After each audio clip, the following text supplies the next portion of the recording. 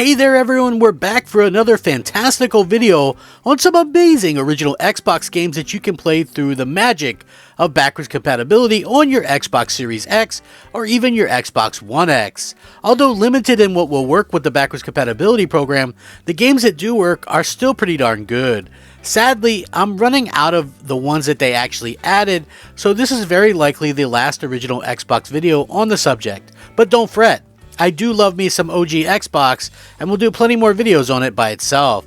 Please keep in mind that this list is purely my personal opinion, and if you feel different than me, hey, that's fine. I oftentimes feel like I'm out of touch with people because I like the original Xbox so much. Am I so out of touch with people? Am I so out of touch? No, it's the children who are wrong. So let's dive into our list of games. Now, first off is a bit of a hidden gem and a misunderstood game in general. Advent Rising. Now, Advent Rising is a very ambitious game that had some pretty grand plans, including a planned trilogy of exclusive Xbox games, but the sad reality is that the game itself didn't much stand out on the original Xbox back in 2005. And the Xbox 360 was soon coming down the line, and it didn't really help matters much. Advent Rising is a solid third-person action shooter and actually has some pretty awesome things going for itself, like the soundtrack from Tommy Tallarico, as well as the voice cast that pretty much included Will Friedle from Boy Meets World and Batman Beyond fame. So there was even a $1 million giveaway marketed on the game's box, but clearly that never happened, and the other planned games were canceled completely. I think the story itself is a solid sci-fi adventure, but there wasn't something overly obvious to draw people who enjoy science fiction into this world. And the controls were a little bit weird with the flick stick instead of a more traditional control scheme, but I still think that the game was fun for me personally, and I think many of you will enjoy it, so why not go ahead and give it a try if you can find it. It's not a very expensive game in the least, so hey, why not give it a try? Next up is a pretty interesting game that I'm just only now starting to really get into, and that's called Breakdown. It's funny because I always thought that the Breakdown cover actually looked like Metallica's Saint Anger cover art. I don't know, what do you think? Just sort of funny to me that it sort of looks alike. Anyway, so the game itself is a weird one. It's a first-person shooter that's also a lot of kind of hand-to-hand combat involved with the game as well. One of the more interesting aspects of the game is that you have to literally scavenge for ammo on the bodies that you've killed. So instead of the usual walking over the ammo and having it just become yours, now I know this sounds like a little thing or something that's massively amazing, but it's not really amazing by today's standards, but this was a game that came out 20 years ago in 2004, so that's pretty incredible if you ask me. Now, the idea of the story revolves around super soldiers, and you know, it's pretty decent for the time. I know not a ton of people are going to be familiar with the game, but trust me, it's a fun one to dive into and holds up pretty well. One of the things that really cool about the game is that the original Xbox era itself had so many developers that were willing to take risks and do something different like Breakdown. So honestly, check it out if you haven't already checked it out before in the past. It's not an expensive game. It's something that's very easy to collect and very collectible, and it's fun to try because it's something different. Now, next up we're looking at Conker Live and Reloaded. Of course, the foul-mouthed squirrel Conker is back in a remake of the original game that came out on the Nintendo 64. Conker originally released on the N64 and didn't really do very well. It didn't sell a lot. It wasn't really received very well. Just kind of released and died. Now, Microsoft, as we all know, bought Rare and wanted them to make use of the newly formed Xbox Live, so they began working on a remake of the game that would actually utilize that multiplayer. And the multiplayer has since been shut down, however, obviously, and the single player portion of the game was actually censored by Microsoft. So that's a little bit weird to me. Conker itself was fun, classic, it's a great platformer, but it clearly has adult themes and words, which was something I guess Nintendo allowed, but for some reason Microsoft was against. I guess I'll never understand that part of it. But, you know, there's a ton of jokes and fun to be had with Conker, even in today's day and age, but it's hard knowing what will be considered offensive and what isn't, so definitely proceed with caution. If your idea of fun is a drunken squirrel who's after some ladies, this game will definitely be right up your alley. To me personally, it's a classic, a must-play game. It's also part of Rare Replay, which is in Game Pass, so if you want to try the game without buying it, this would be a good chance to do so. But if you want to buy it, you know, this game is going to run you probably $20, $30 on its own, so keep that in mind as well before you go out and, you know, spend the money. Like I said, you can try it on Game Pass too. Quickly moving on to one of my personal favorites, Max Payne 2, The Fall of Max Payne. Now obviously Max Payne is a must-play franchise, and I think the sequel really ups the ante to everything the first game did. Playing as Max Payne, who is tormented by his past and the losses in his life, he's back to being a kick-ass detective and bringing people to justice. Now, clearly the bullet time kills are back and better than ever, and I need to point out just how good the game still looks on my Xbox Series X. Really solid looking game, playing here even in 2024. The game plays out in the third-person perspective, obviously. You can see it right here, and the story is almost told in like a comic book type of way. Really inventive stuff for the time. The physics that they use in the game was pretty new for the time as well. Ragdoll physics is something that we've kind of come to know and love nowadays, but back then it was pretty impressive to say the least. The game sees you occasionally switch off from Max Payne to a character named Mona Sachs. And as the game moves along, you get better weapons, you have a health meter that kind of turns red from taking too many hits, and you need to use pain medicine to reduce the red in the meter itself. Something that probably wouldn't go over too well these days, obviously, maybe popping some Vikes or whatever to feel a little bit better. Overall, Max Payne and Max Payne 2 are some of the best backwards compatible titles that you can play on your Xbox Series X, and I highly recommend them both. Next up is a slightly controversial game called Manhunt. And this game comes from Rockstar, the developers behind games like Grand Theft Auto, as well as Red Dead Redemption. Now, this game has a ton of graphic violence in it, so I'm kind of tied with the amount of footage I can actually show, so keep in mind that even though the game is over 20 years old, it's still extremely graphic and gory. In the game itself, you're playing as a death row inmate who is participating in a series of sort of like snuff films. Basically, they film you killing other bad guys, and you're trying to win your freedom that way. They send in criminals to actively hunt you, and you pretty much have to use stealth and cunning to kill them first. There are guns in the game, but most of the time you're going to be using things like plastic bags to kill enemies and move on to the next scene. As I said earlier, it's completely a stealth game, and you would do well to remember to be as stealthy as possible.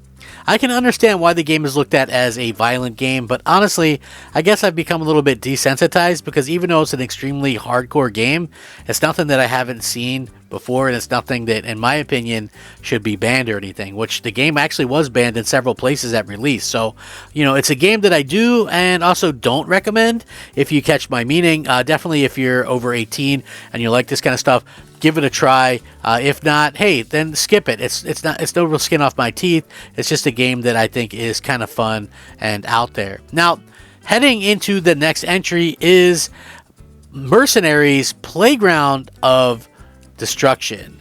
The first thing you probably notice about the game is that it looks really, really good. I mean, look at this. I guess coming out in 2005 had some advantages for sure. Pandemic Studios made this game. They also made the first two Star Wars Battlefront games before eventually getting closed down. Now, this is a very open world game where you pick up missions, side missions, and can do almost anything and everything that you could think of. The game is played in the third person perspective, and the level of destruction that you can cause is pretty damn awesome. The game story is kind of an alternate timeline that takes place in 2007 and, you know, has a lot to deal with like North Korea and some things like that. And there's multiple characters that you can choose to be right from the start of the game. A really cool aspect of this game also is that you can pretty much hijack any vehicle, destroy any base or building, and it really helps amp the fun of the game up to like 11. It's a lot of fun. Trust me when I say that. Mercenaries is probably one of the more highly rated and well-received games on this list, but whenever I talk about the game, most people say, hey, they never even heard of it. All in all, it's easy to recommend the game for everyone. It is a blast, looks great, plays great, give it a try, tell them that, you know, I sent you. Say, hey, Game Thrifter was like, this is a really good game. Moving on to the next game on the list, Red Dead Revolver. Now, this is the precursor to Red Dead Redemption and Red Dead Redemption 2. Red Dead Revolver originally started out as a Capcom-funded game before Rockstar bought the rights to it. Now, Angel Studios were the ones behind the game, then they were bought and renamed Rockstar San Diego. So, a little bit of history there. It tells you what you need to know about all that. The game itself is a fun third-person action game, and unlike the Redemption sequels, this game is extremely linear, which isn't necessarily a bad thing in my opinion. Not every game has to be a huge open world ordeal. There are multiple weapons that you get to use throughout the game, including handguns, rifles, shotguns, Molotov cocktails, and even dynamite. Yes, that's right, dynamite. One of the familiar aspects of the game, if you played the others, is Deadeye, which is basically a slow motion point where you can land more precise shots on enemies. Now, there's multiple characters and you'll play at during each of the game missions as well, and they each have their own distinct weapon, from a revolver to a pretty cool bow and arrow. Now, the game actually has a really cool local multiplayer game, and if you have multiple controllers, I highly recommend that as well. Overall, it's a fun start to a fantastic series of games, one that I absolutely love. You can get it pretty cheap as well. Next up, a fun little game called Red Faction 2. Now, Red Faction 2 is a first-person shooter and has cool emphasis on destruction. You can pretty much destroy a lot of the world around you, and if you've ever played, the first Red Faction game, you know that the sequel put a ton more into the action side of things than the original game, which I thought was a little bit more boring and kind of ho-hum. So, like a lot of the games at the time, there's a cool local multiplayer mode that can be a ton of fun. Now, while Red Faction 2 isn't a terribly long game, it's still a fun thrill ride to enjoy over, some hours, over a weekend maybe. And honestly, it's got some amazing weapons and a decent sci-fi flick movie atmosphere. I don't think they reinvented the wheel or anything with the game, but I do believe they delivered a fun game that holds up extremely well, even by today's standards. I get asked a lot about games that I feel shape gaming, and I often point to Red Faction series due to the ability to have destruction in the game, destructible environments and things like that, which is something that we have started to see a little bit more of lately, but again, even with our high-priced AAA games, it's not something that we get with every game, although I wish we did. I highly recommend Red Faction 2 and think it's the perfect game for anyone looking to play some old-school Xbox games on their awesome Series X. Quickly blasting through this list, we have Sid Meier's Pirates. Yes, arg, matey. I absolutely love this game. Now, if you're not familiar with it, it's a strategy and action game, and of course it's based on pirating adventures. You start off by picking your faction. Let's say you want to work for England, so you'd help them maybe beat the French by attacking French ships. Then you'd board the ship and defeat their captain and decide to either keep their ship for your fleet or sink their ship and just take their goods. Now, when you head into the various ports, you'll get the chance to do, some dancing mini games and some other mini games, and it really just is having fun being a pirate. I think the naval battles can be quite epic, but an easy way around them is, if you're getting beat, is just to ram into the enemy, and it'll load right up to the scene where you have to sword fight the ship's captains. Now, decide what you want to do with the plunder, and the actual key to the game is to keep your crew happy along the way, so there's a bit of an ebb and flow to how you want to approach things in the game. There's land warfare in the game, and you can capture cities and even come up against AI-controlled pirates of notoriety. For instance, you can go up against Captain Kidd or Blackbeard the pirate, and it's all very well done, and one of my favorite original Xbox games of all time. Looks and plays fantastic on the Series X, as you can see, so give it a try. Not a very expensive game either. So last and certainly not least is Psychonauts from Double Fine Studios. Now, Psychonauts is an awesome game that has developed sort of a cult following over the years, and it actually led to a crowdfunded sequel a few years ago. You, of course, play as Raz, who's training to become a Psychonaut, and it's your job to enter the mind of certain people and use your psychic abilities to help them overcome things like their fears or various issues in their lives. So there's kind of a real poignant point to the game that's still a lot of fun and has a lot of jokes. One of the more interesting behind-the-scenes stories of the game is that it was originally meant to be an Xbox exclusive, but due to leadership changes at Xbox, they dropped publishing rights. They mainly dropped publishing rights because they felt like they had enough platformers and didn't need another one. At the time, they had Blinks 1 and 2, Voodoo Vince, among others. Now, Psychonauts is a platformer game at its heart, and it incorporates various adventure elements as well.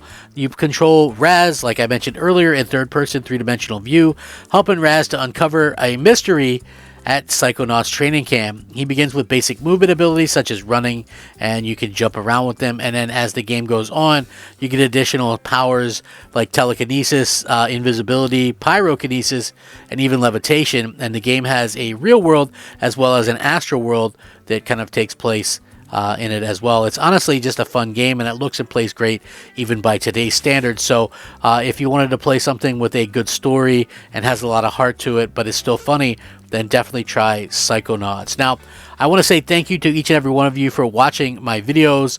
If you do enjoy them, please like the video, share it out, and subscribe, because that helps the channel grow. Believe it or not, liking the video helps it really grow a lot more than you realize. So please do that. I answer everybody who leaves a comment in the comment section, so feel free to converse with me, leave me ideas for videos, leave me your thoughts on what you think are great backwards compatibility titles and what you'd like to see in the future. Have a great day, have fun gaming, we'll catch you next time.